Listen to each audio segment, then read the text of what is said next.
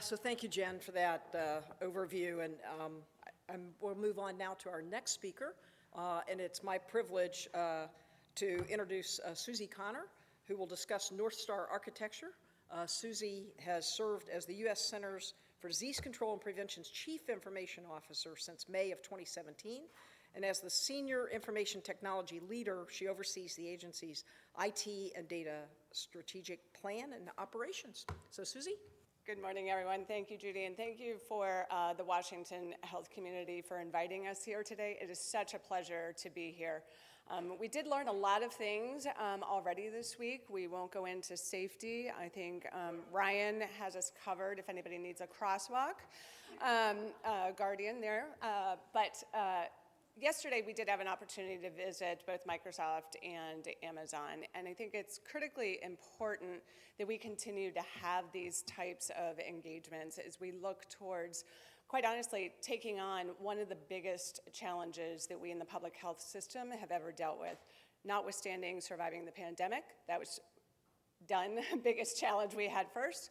But if we don't unify our resources and what we've learned from that, we are not going to be successful in predicting and preventing that next pandemic of when it will happen and how we can save more lives. We do that through those industry partners. What did we learn at Amazon yesterday? Not only can we get our packages in less than 5 hours, we realized that 3-point safety on stairs is good when you're wearing steel point shoes.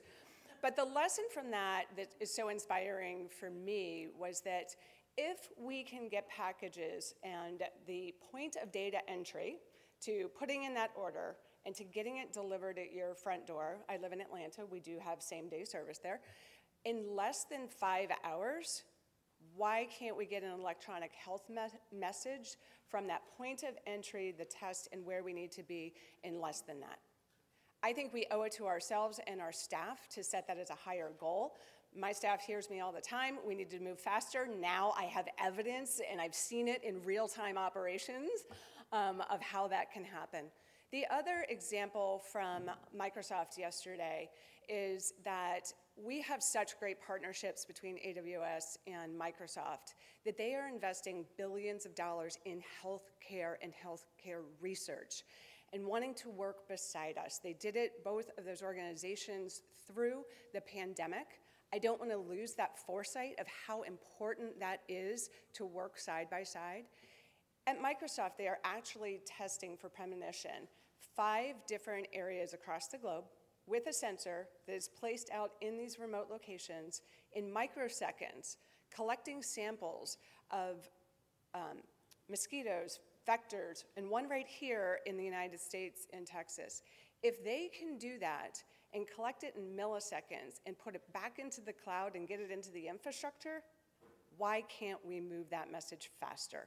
Those are 2 really great examples that should tell us that technology is no longer the barrier to our public health challenges. It's how we come together in this community and forums like this to leverage what everyone has done and done successfully. So with that, I want to say again, congratulations to your community for what you've done, and with Spark, you are the reason that we will be successful in this Northstar architecture. Northstar architecture really is a blueprint. It is looking at things from a common approach, and that's what we're here to talk about today, right? We must think globally, and it's a way to anchor us all together to move the data at the speed of that Amazon package. I'm going to use that all the time. How do we move that data at the speed of an Amazon package? How do we reduce, everybody will have something to move with today. We need to reduce the burden and the friction to our public health community. We owe it. I have 2 sister-in-laws that are nurses. We owe it to them. They're tired, they're burnt out. We need to help them to reduce that burden. And seeing some of the things in innovation we saw yesterday, I'm very excited that we're gonna be reducing that time. Increased interoperability is the way we have to go in the future. And again, the technology is not the barrier for that. How do we reduce those silos, both internally and externally? And I'll talk a little bit about how CDC has already done some of that, and as we work together, remove the other silos. And then obviously getting the data into the right hands so we can make more informed decisions. Dr. George will be speaking about getting that data in. How do we use that for predictive modeling? And last, just being responsive and iterative in our development, getting things out there to the community like you to build together so that we can be an accelerant. Okay, the Northstar architecture really is a blueprint. So when we think about it, it describes the who, the what, and the how of our public health ecosystem, and where the data flows and the systems and how they're coordinated, connected, and interoperable across this entire ecosystem. It really does take a village when you think about it. But the analogy for what we're trying to do isn't really anything new. It's similar to what the telecom industry did and how they invested in accessible broadband and ensuring that those investments got there for the citizens in all of the areas. And building that infrastructure to promote high-speed connectivity across the nation. That's what we're investing in with this Northstar architecture. How do we invest, get that broadband data communication across, and do that wisely? So here we're investing in infrastructure that is designed to address the local and the national public health stakeholders' most critical needs. And it's a partnership. It's what you need, it's what we need, and how we do that together. What's going to be different about the Northstar architecture, which is what everyone asks? First, it's meeting all of our users in our diverse ecosystem where they are. We know that everybody does not have the resources, the capabilities, and the infrastructure, and they're all at varying degrees. How do we meet you where you are to get that information in with less burden and more timeliness? It's developed together. I think that's really important. This reflects a collective effort and contribution of thought leaders across some of you in this room and others abroad, from CDC programs, our Stilt community, the Office of National Coordinator, and Brian over there, hiding behind her presentation, and the National Public Health Associations and our industry healthcare partners. That's very different than how we have approached this at CDC and as a community in the past. And thanks to the CDC Foundation for helping to recognize that and bring these forums together. It makes us use different building blocks. So this is not all about CDC building these building blocks, it's about us as a community and then putting them out there for reuse so that we can more rapidly enhance this infrastructure. So inherent to all of this is really, when we look across this, is being flexible but standardized. We need to allow you, for your communities, to meet your community members where they are, but the standards to be able to share that information across our public health ecosystem. We must use secure cloud. The only way we've been able to accelerate through this in each of our areas is to use cloud to expand. If I think about CDC, and if we had to solely be where we were a few years before the pandemic and our modernization strategy, we would not have been able to scale for where we needed to. And getting infrastructure in those old data centers is no longer something that we can do. And then fostering collaboration, that we need to put something out there. We need to trust in each other, tell us when it's not right, how do we make it iterative? So really, to dive a little deeper, and I know there's a lot of words on this slide, but just to layer in the architecture components, it's really about those three zones. You saw what the community looked like, so some of that was relevant to where you are. But as we look on the left-hand side, this is what we're calling the information exchange zone.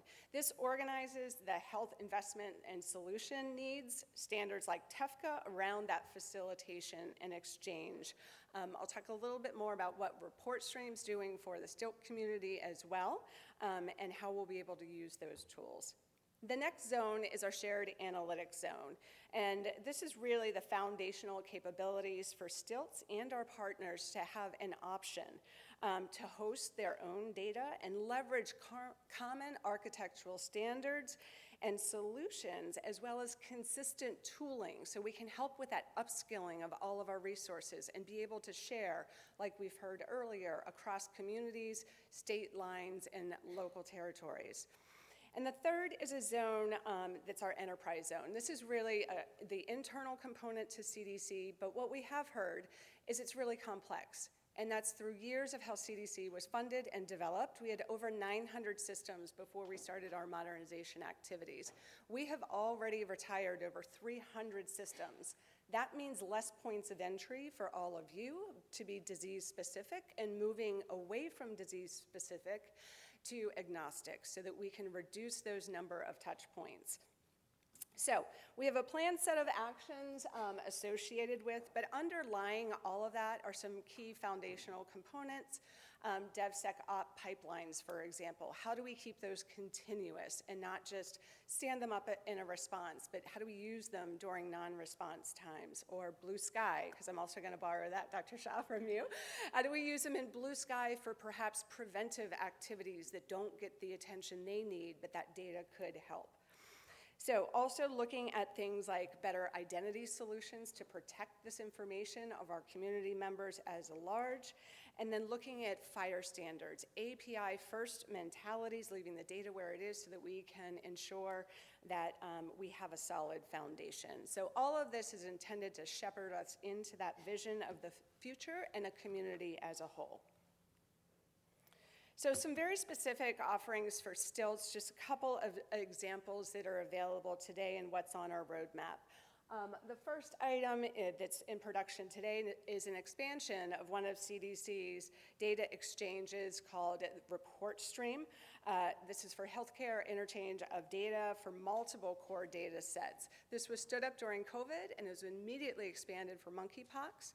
And they're now working, the team, to expand that out further to other data sources. You can consider this as a trusted intermediary, just like AIMS that most of you are familiar with. So it will do the validation, the transformation, and reporting of the information and conditions on ELR messaging via pilots of Report Stream's full ELR pipeline. Specifically, they're focusing right now, and I know members of the team are here that can talk about this later, but in terms of how do we look more at flu results as we prepare for a respiratory fall response. And the next thing on that roadmap is also looking at electronic test order and results, and how do we get that in much more quickly. And we will be offering and sharing up information with the community. When do I use which type of intermediary? What's best? What are the guidelines for how to do that, and what are the best use cases? So these are things that are all in the works right now and are in production and being scaled out. The next set that we'll be looking at, and I'll talk about this in more detail, as we get that data in, we have to exchange it much more rapidly. Instead of 900 point-to-point systems that we were having to have different interfaces in, we're working on a common data exchange that will have a data fabric that will move much more quickly. We call this the CDC front door. I have a slide on this later. Some additional activities that are ongoing are modernizing NBS, making it a more modern cloud-based solution and scalable. It's not yet ready for general use. The teams are working on that right now.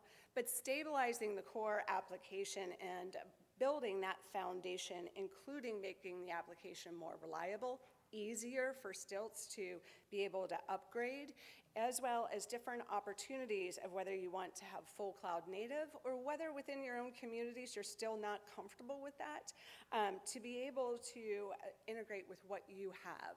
So really looking forward to the capabilities and how that will advance us. The other components are working on data integration and building blocks, shared analytic platforms, as well as a digital health marketplace. We've seen over the past couple of days, as well as what you all are doing here, we need to create that marketplace that we can put all of these solutions together and you can pick and choose what's available in the best of breed solutions. When we talk about shared platforms and data analytics, we internally have one that we are using at CDC, but we intend to put that in that shared analytics zone as well. It's got common tooling, visualization capabilities, so that, again, we have things that are common that we can scale, educate, and share across that environment. And with all of this, we wanted to, obviously, in that iterative mode, we created two Northstar architecture use cases as we work through our iterative process of this. The first is viral hepatitis, which is one of our infectious disease use cases, and the second is SetNet, a non-infectious disease case, because we do have to look at both of those as we move forward. These were chosen because of the scope of the requirements. These requirements represent the activities and surveillance activities of many other of our public health programs. So when you think about viral hepatitis and how they detect outbreaks of viral hep and inform interventions to improve case management and reduce transmission, if we get this right, we will be able to apply this to about 90% of the other activities. So looking at it and ensuring that we're seeing where we have gaps in that flow of information, how do we iterate from that? And then SetNet, of course, is a surveillance system that tracks emerging threats to mothers and babies. This will provide information of the unique concerns that non-infectious surveillance systems have and how we can scale that for enterprise use and reuse against other non-infectious. So these use cases are our foundation for the Northstar architecture. We also welcome your inputs on others that would be most helpful. Where are those pain points of different use cases as we're working to build that out? And how do we work with you to go from end to end of that process and then share that information much more quickly? So ultimately, the goal is to demonstrate what's the public health impact, how much more quickly and efficiently can we do that moving across, what's feasible and what's not. We have to not be afraid of saying this doesn't work, and then start and iterate on something else and something new, and that it can be scalable. Okay, DEX is the data exchange component of this, and it's really, again, trying to minimize how many points of entry we have for CDC. So this is affectionately called our front door. It provides a robust exchange of information with standardized and streamlined data intake process. It really does simplify the exchange of data. So it's easily expandable to meet as conditions change, and we're using automation, machine learning, machine to machine, so that we can take that information in. You'll see as we're working through this process, it supports the ingestion, validation of multiple data formats and types at any time of the day, no matter the volume. So we have that scalability because it is on our cloud fabric. It includes all of our formats. So we're looking at HL7, FHIR, CDA, XML. And we do know that so much of the infrastructure is still on CSV. So we need to be able to take that, but yet process it much more efficiently and in an automated way versus manual. It also includes interagency teams, health partners, and our STILT community to make sure that we, again, are looking at things from what's usable from your perspective and how do we ensure the sustainability of that. We already have a very successful, I know in the first previous slide it said that this was in process. We have success with our national statistics surveys as we are working with them to do the intake on that. But most importantly, in April, and this is important for the fall, working with our immunization team, DEX now actually pulls in 22 automated streams from the IISs to report vaccination information. So on our first quarterly report that was just due, there's over 129 million records that are in there from individuals of the vaccinations looking at that. The evidence to date is that we are already 90% more efficient because that is now coming in electronically and not the manual processes that each of the communities had to do that. So there's real evidence of what we're doing being helpful, and this will be extremely critical as we look towards the fall. One thing that I did forget to mention about the DEX is that it also will enable everybody real-time, whoever is involved in this process, to actually see the visibility of where that data exchange is going. We know that has been a pain point for everyone, so making sure that you have that insight. So I know I said a lot, went pretty fast through all of those, and I know there's a bunch of details on those slides, but I did just want to highlight a few of the things today. We do need your input and your continued support on this. So we do have our websites that have our Northstar architecture that are available to you. We have DMI webinars that are hosted on a regular basis. I encourage your teams and your communities, even your contractors who are there supporting. It's important that we get those partners to understand so that we're all moving in the same direction. We do continue our DMI consortiums, which is between our Stoke community, public health sectors, et cetera. And this is where we have shared this information on a regular basis, so hopefully this wasn't a surprise to anyone, but being able to get continuous feedback. And we ask that you, we have a DMI building blocks at cdc.gov. We're not intending that CDC do everything. We want to hear what you're doing well and how do we leverage that moving into the future.